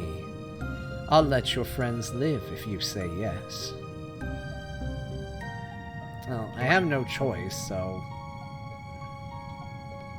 Damn it, I don't have a choice. Geek Daddy-O, thank you so much for the Prime sub. Thanks for hanging out with us tonight. Very good. You've chosen wisely. First, step outside.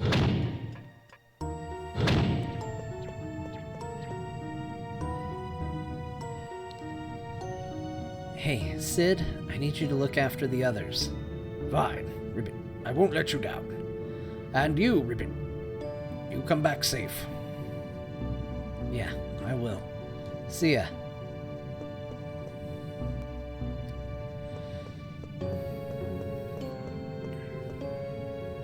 Not these guys again. Stand between the two black mages. Oh, teleportation. How'd he get here before he had black mages? Welcome to my humble abode.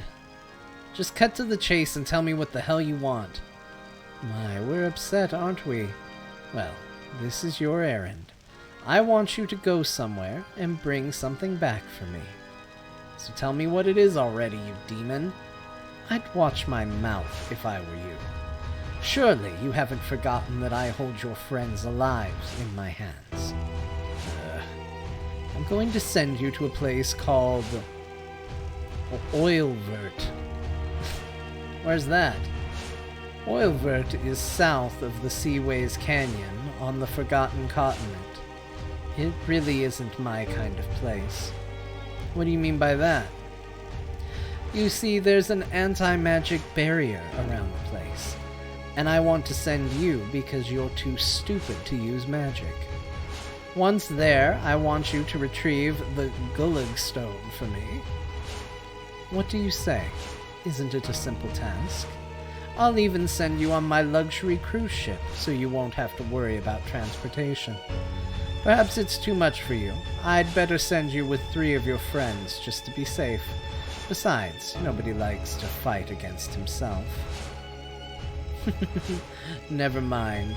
Speak their names when you've chosen your partners. Alright, so an anti-magic field kind of tells me what's going on a little bit. I think we go with Freya. I think we go with...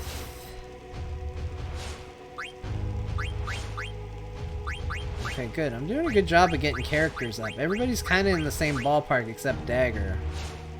Which makes me think we need to include Dagger. Let's bring Amaranth for now.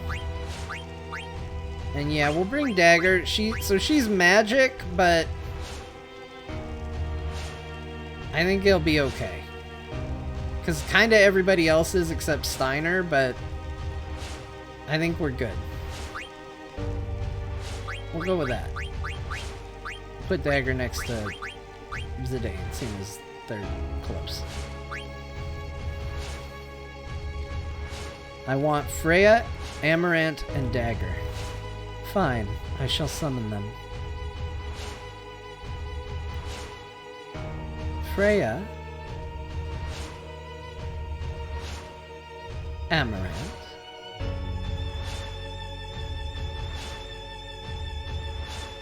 I'm pretty sure that's the same party I did. Look at us. We're smart. Well, she can heal, but will she be able to with an anti-magic field? Like, that's the only thing I wasn't sure on, but all the healing is magic, so it kind of felt like it didn't matter either way.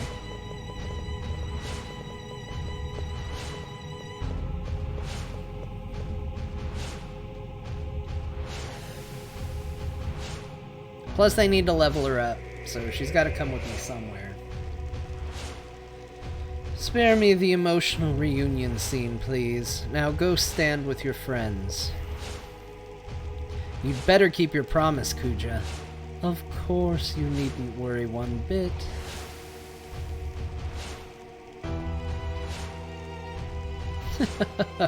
What a bunch of idiots.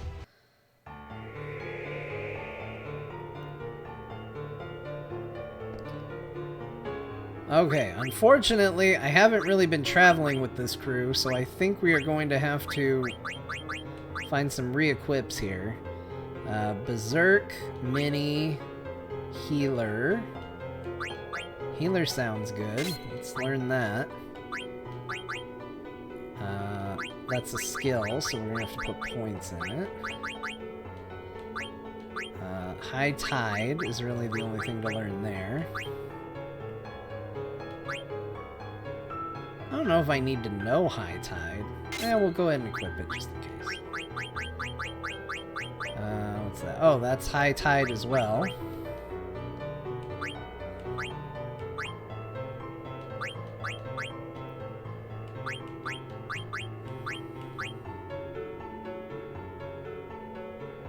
We'll do that for that if it's all the same.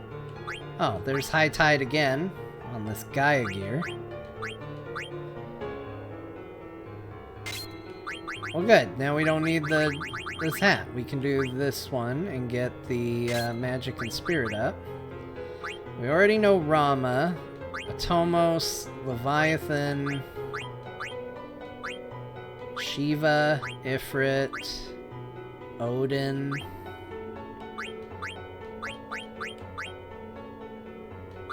Mini and Float, Reflect and Null. There's Healer again. Man, she's got a lot she needs to learn here.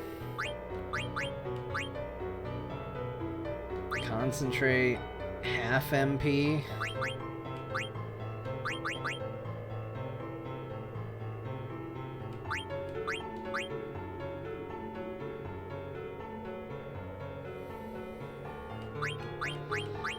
Alright, well, let's learn some of these summons. It looks like we got a lot of summons.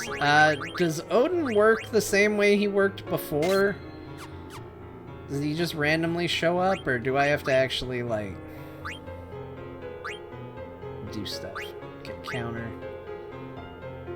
Okay, that still teaches him counter, so that's good. That's a net gain here. Dragon's Claws. He's still learning counter one way or another.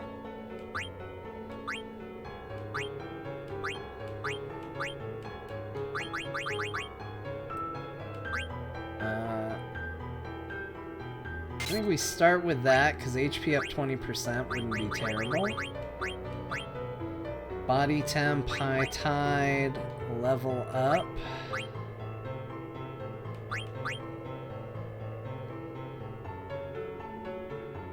Let's go with that for right now.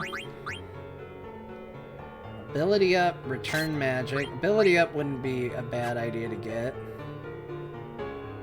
Oh, he's already learning level up and body temp from those.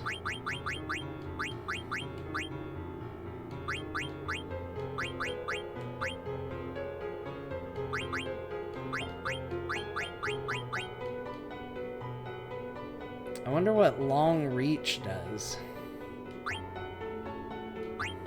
Probably means he can attack from the back row.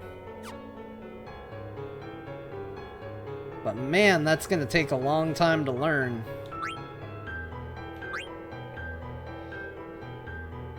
Oh, this teaches revive as an ability? That's actually probably pretty good. Let's learn that. Alright. I think that's pretty good.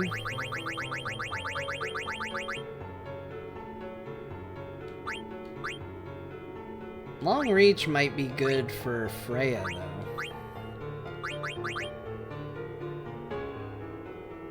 Yeah, we'll put that on Freya. Okay. Good.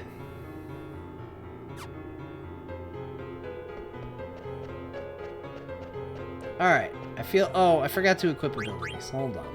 Sorry. Last thing. Who got new abilities that I might actually use? What's Healer do? Restores target's HP. That's probably a good thing to have.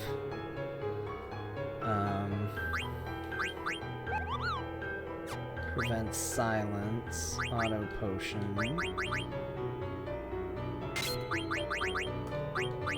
Let's do that, and... I don't know.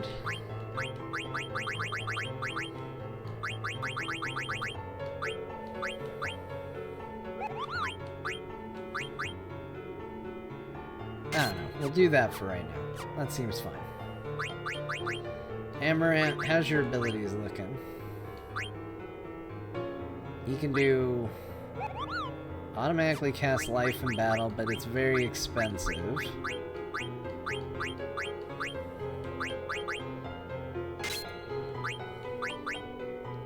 Ability up is good.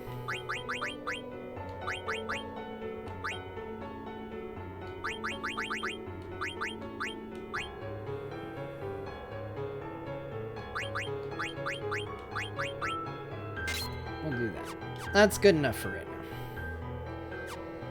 Okay. Good enough. Ah, shit, there's monsters. We can test the abilities right away. Oh my gosh, look at this thing. What the hell is it? Steal from it. Has it got anything good? It's got anything. It's not great. Okay, let's test. Can she cure? Let's see if it works.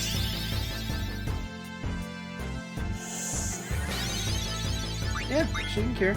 No problem.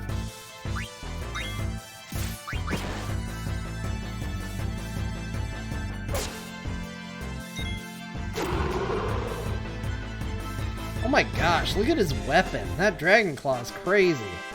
That's huge.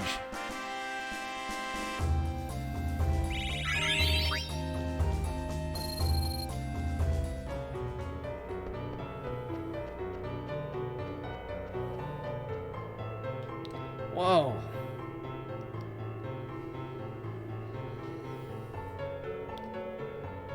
That must be the Hildegard one.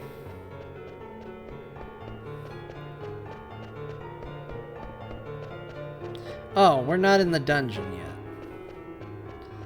I thought this was the anti-magic dungeon. I was told not to go any further. Why are there monsters on the Hildegard 1 ramp? It's another Benihana chef. I still gotta steal from him though, because...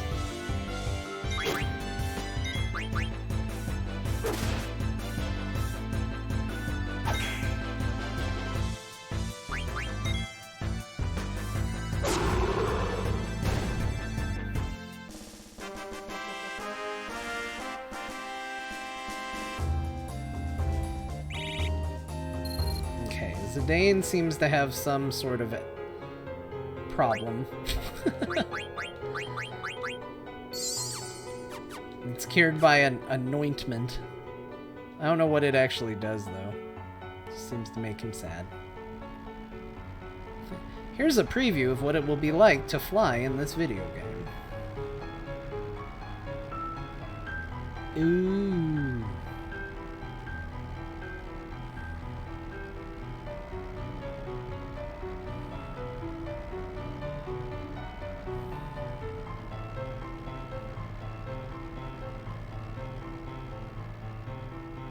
No in-flight movie, though.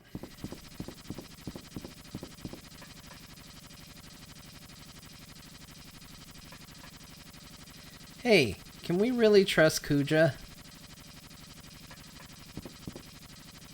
Hey, can we really trust Kuja? Hey, say something. They will not answer to you. Respond to our orders only, they do. Why, you backstabbing bozos. Those are slanderous words. Worse lies I have never heard. You needn't concern yourself with such things, or an end to your friends' lives we shall bring. Damn it. Yeah, when do we get to kill these guys for realsies, though? The Black Mages were originally designed just to oppress, but a strong sense of self the Black Waltzes came to possess. Always obey us, these mages do, because of a strong ego they have not. These mass-produced ones are to break once we're through with their lot. Other purpose than war they have not. They have grown attached to life, yet they'll soon disappear. Hilarious, nothing but toys are they here. I don't think you guys are any different. What? Rubbish. You say that the Black Waltzes have no souls, but you guys are pawns, just like them. Am I right, or what? You won't be talking so big once we're done with you. Regret those words, you will. Well, let's just take it easy until we arrive. Drive safe, alright? Out of my way, pawns. I wish you got to keep Beatrix for the whole game. Me too. She's, like, this game has a fantastic cast of characters, and Beatrix is also fantastic. I definitely wish she stuck around.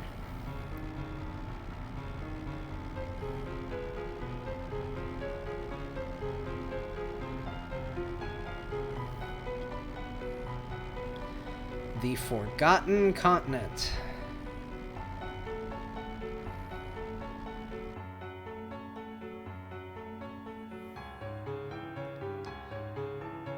Oh, there's a marsh. We should have brought Kina on our team. I've messed up already.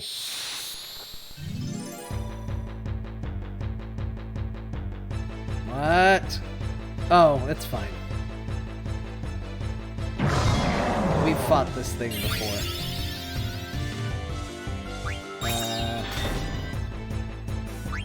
Hit Freya. Just bop her. Oh man, turn to stone. Actually, that is a problem. Do you know a way to undo that? There we go.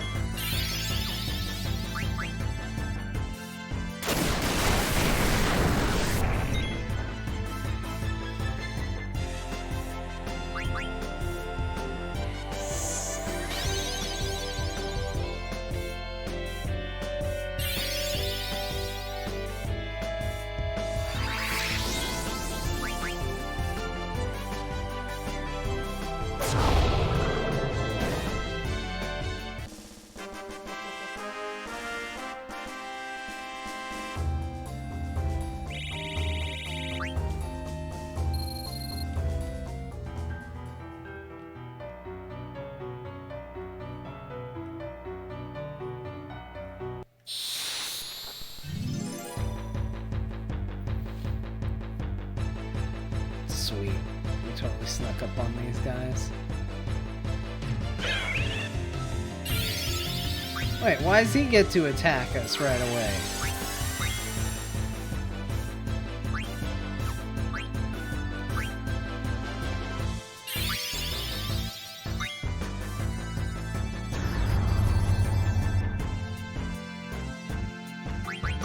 Just jump away from them. They're being weird. You can't trust them. You can't trust anything they do.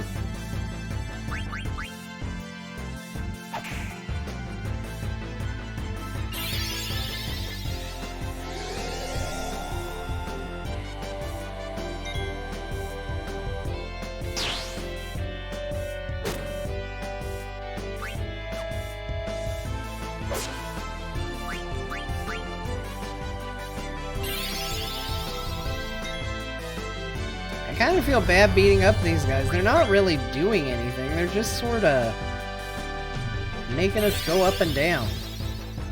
You know, some people pay for this.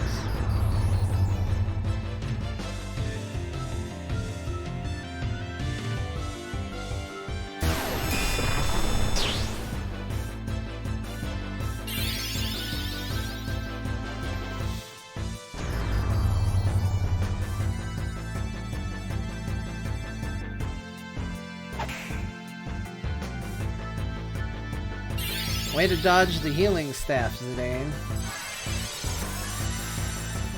What is this? If my position changes, does it reset the attack command? Because it feels like I've issued a lot of commands that have not been executed on, which... Oh, don't hit him.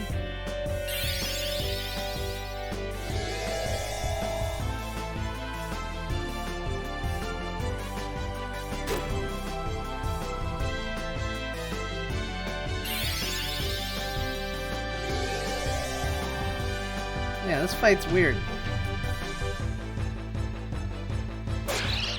There we go.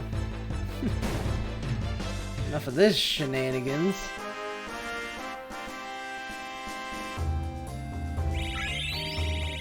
I think next time we have to deal with those guys, we just put it on auto.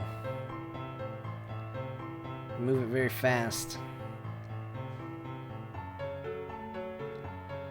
This continent looks like a big old middle finger. See it? Just giving a bird. Speaking of, I'm not 100% sure where we're supposed to go. Oh man, we got cactars. Oh, heal him, dagger, come on now.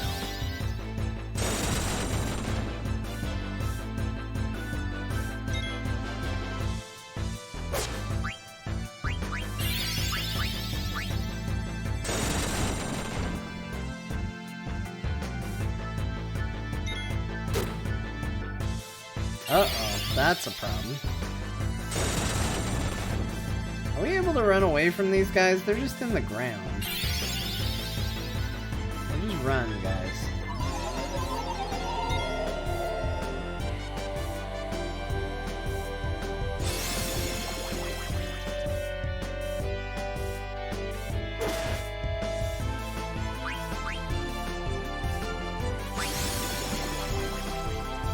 What's this do? Restores HP and MP to one party member. I guess we'll do that. Oh no, this is not good. Guys, Zidane killed himself. This fight is not going great.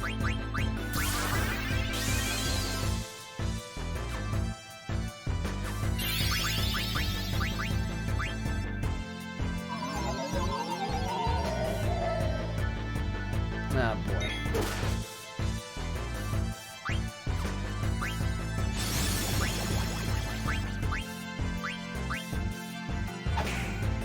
Just throw money at this one.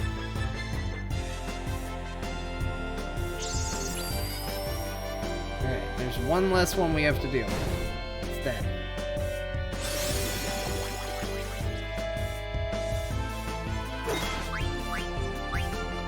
Okay, we gotta have... Let's bring Zidane back.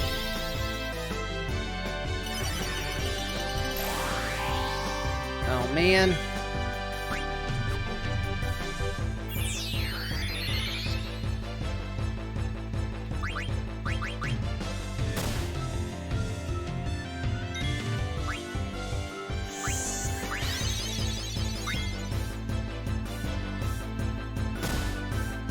Okay, hit that stupid cacti.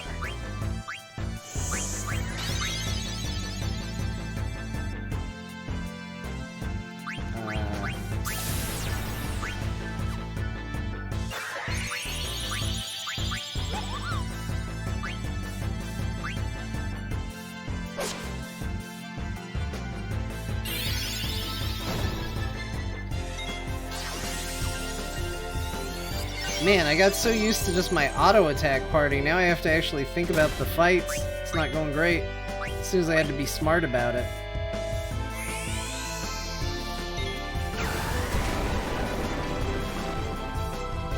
Okay, great. It healed me.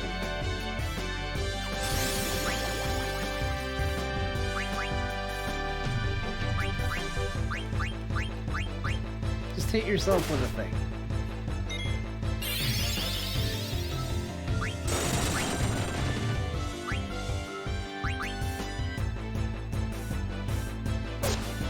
There we go.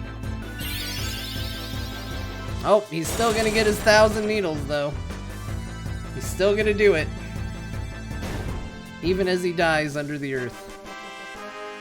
Man, annoying little cactuses.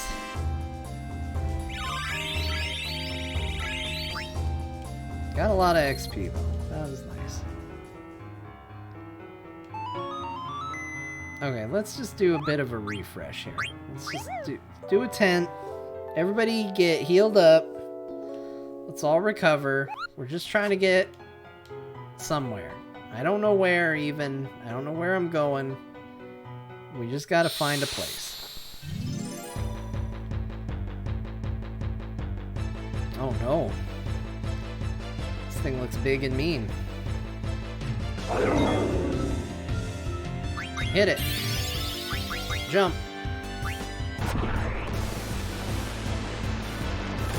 Steal from it.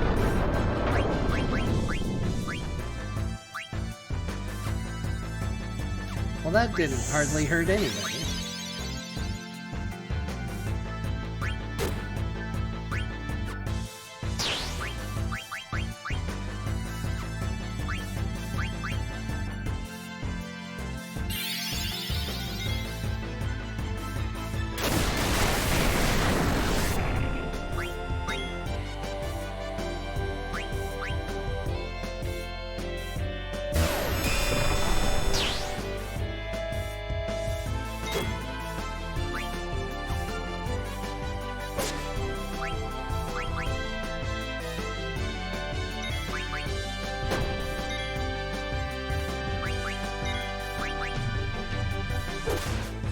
Okay, so this is what they're talking about. I mentioned it. So I told Dagger to smack Amaranth, and it failed because she can't concentrate.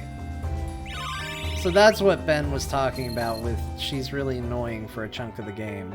I think we've entered the annoying phase where she's not going to do anything. Not nothing, but she's less inclined. Oh, we can chocobo. Great. That will make exploring a lot easier, actually.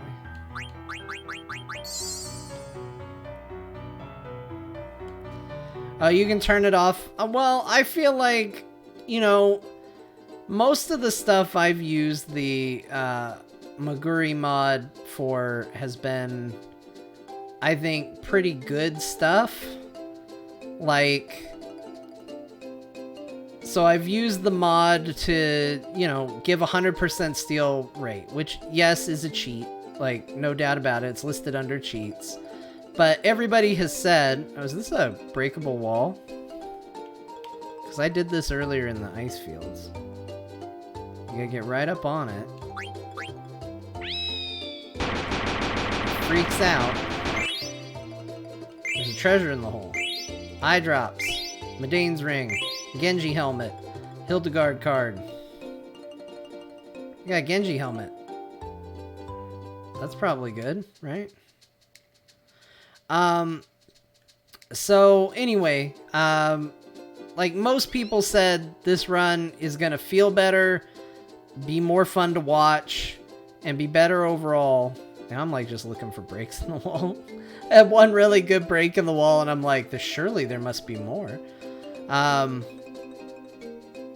But you know, general consensus was that would be an improvement to the game. I do use the speed up time just to get things done quickly. Although I will say I did use it. Oh, I bet that's where I gotta go. I did use it also for the chocobo thing. But again, that's speeding up something that would otherwise just take time. there's a weird line to draw in my mind where, you know, the game, right or wrong, they decided they did not want Dagger to reliably do anything in this section of the game. And, you know, you can debate whether that was a nice move or a smart move. I may have chosen my party a little different if I had known that, for sure. But I feel like that's a step too far for me. That feels a little bit more like a step into the realm of cheating just 'cause. If that makes sense. Oh, I know what I was doing. I was looking for where to go, but I think I found it. I think it's that upside down building. But the other thing I need to determine is that something I'd be able to get to without the chocobo, because there's no guarantee that I would have the chocobo. We also have another marsh, but we don't have Kino with us.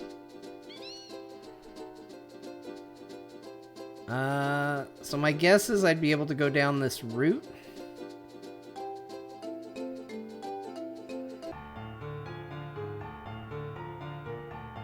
I'm guessing that's it. Let's see what this Genji helm is first, though. Let's see if it's any good. Apparently, Zidane can't wear it. So it's not a Zidane thing. Genji helmet. HP up 20%.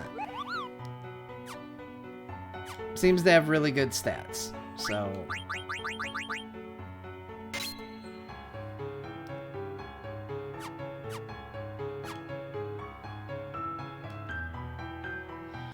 So my only concern is going in. I think I'm going to have to call this stream probably right now.